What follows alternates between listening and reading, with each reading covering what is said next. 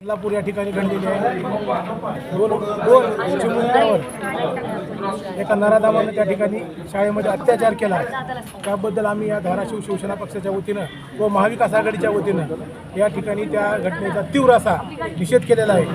आपण बघतो की छत्रपती शिवाजी महाराजांच्या महाराष्ट्रामध्ये त्या काळात जर असा प्रकार घडला असता तर छत्रपती शिवाजी महाराज त्या काळामध्ये एकतर हत्तीच्या पायाखाली द्यायचे किंवा त्या नराधमाचं शिर कलम केलं जायचं, पाय कलम केलं जायचं। या छत्रपती शिवाजी महाराजांच्या महाराष्ट्रामध्ये या सरकारमध्ये सर्वात जास्त महिलांवर अत्याचार होत आहेत।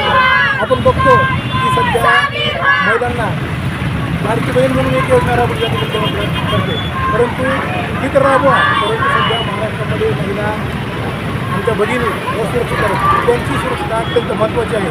खरं तर ती योजना प्रभावीपणे राबवणं गरजेचं असताना या महायुती सरकारमध्ये सर्वात जास्त महिला अत्याचार होत आहेत।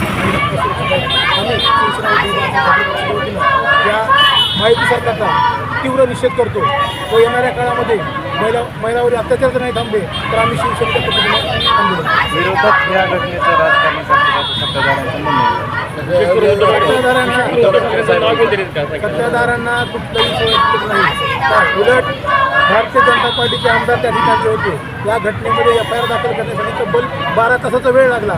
तर तुम्ही बघता की मग कोण ह्याचा फायदा घेत आहे, म्हणजे भारतीय जनता पार्टीला या घटनेशी किंवा शिंदे सरकार असेल किंवा अजित पवार पक्ष असेल त्यांना या घटनेशी काय देतात सरकार? एका रात्री सरकार बदलू शकतं, एका रात्रीमध्ये मुलींवर अत्याचार करायला शिक्षा का होत नाही?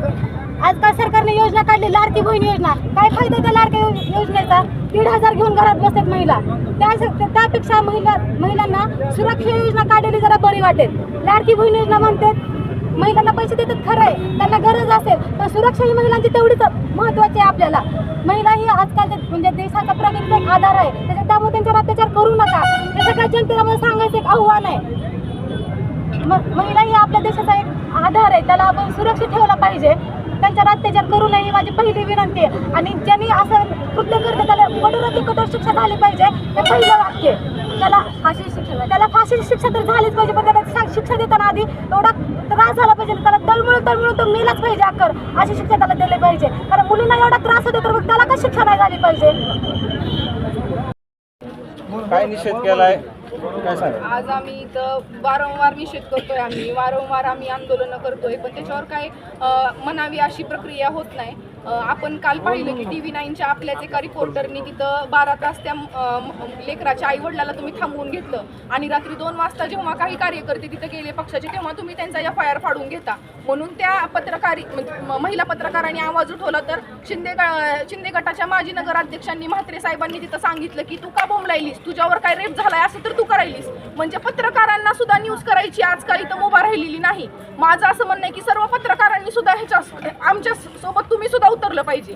तुम्ही 12 तास तिथं 3 वर्षाच्या लेकराला तुम्ही तिथं घेऊन थांबवता, तुम्ही म्हणजे काय चाललंय हे? 10 वर्ष झालं, 10 वर्षातले 7.5 वर्ष तुम्ही गृहमंत्रीपद भोगलंय आणि एवढ्या केसेस वाढल्यात आणि त्याच्यावर तुम्ही ऍक्शन घेत नाहीत। माझं असं गृहमंत्र्यांना असं ही आहे की तुम्ही काही सुद्धा करू नका, तुम्ही डायरेक्ट राजीनामा द्या आणि तुम्हाला जर काही ऍक्शन घेता येत असेल तर तुम्ही राजीनामा द्यावा, एवढीच आमची सरकारला मागणी आहे। तुम्ही राजीनामा द्या, तुम्ही काही करू शकत नाही, पैशाशिवाय तुम्हाला दुसरं काही दिसत नाही। गोरगरीब जनता इथं मरायला लागले, शेतकरी मरायला लागलेत, महागाईचे सगळे बोंबलेत, तुम्हाला फक्त तुमची सत्ता भोगायची आणि पैसे काढायचे एवढाच तुमचा उद्देश आहे। तुम्ही सगळ्यांनी राजीनामा द्यावा अशी समस्त महाराष्ट्रातल्या जनतेची इच्छा आहे।